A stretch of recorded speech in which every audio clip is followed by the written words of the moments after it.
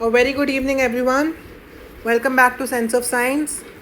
So, today this is our 100th video of the channel. So, I'm very happy that we are having this 100th video, and with this, I'll be starting off a new subject as well, along with my sciences and mathematics. I will also be starting with English now. So, a very simple topic with which we will begin this English journey is a simile.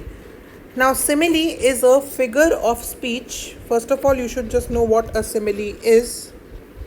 A simile is a figure of speech.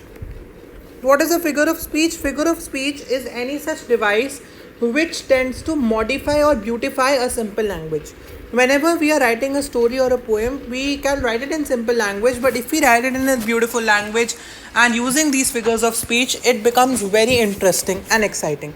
Simile is one of the simplest figures of speech which you should know from at least class 7 to 8 level, maybe before that also, so that you are able to comprehend them. Now, a simile, basically what a simile is, let's understand. Simile basically is a comparison.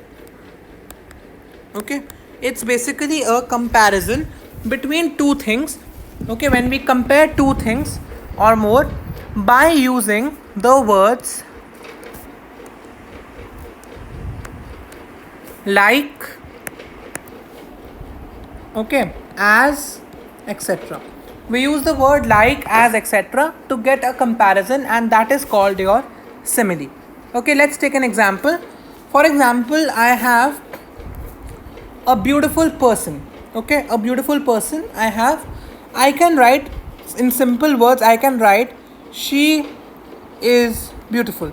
Okay, suppose I write this, or he is beautiful, just to express a beautiful person. Beautiful. Okay, I've written this, but this is very simple. This is just a straightforward language. There is no such glory in this language. But instead of this, if I write that she is as beautiful, just a second, like a rose. What have I done actually? Now you will observe that there are two differences which were there in the initial one and this one.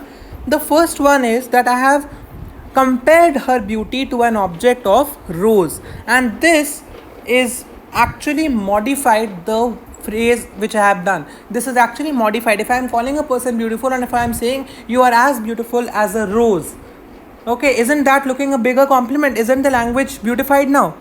Here, as we have compared a person, this is one, and a rose, it is a simile. There is another literary device called metaphor which does comparison, but how do we distinguish them? That in simile, whenever we are comparing, we will use these words as and like. In metaphor, we don't use them. Okay, we'll deal with metaphor in the next video. Is that fine? So this is your simile. Let's take one more example and then we stop. The next example of simile which I can give is you are tall.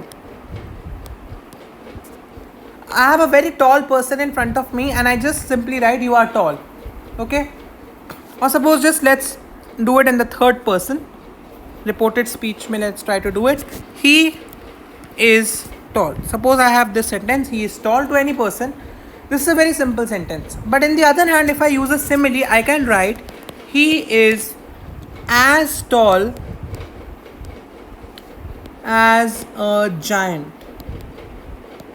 This doesn't mean that he is a giant, he is a 20-footer. That doesn't mean that, but it actually modifies the language, showing how tall a person is. He is as tall as a giant. You don't have to take the literal meaning always that he is as tall as a giant means that he is a giant. No. It just shows that he is a very tall person, but I have used it in a beautiful manner. That makes this thing such interesting. I have used the word as here, which makes it a simile.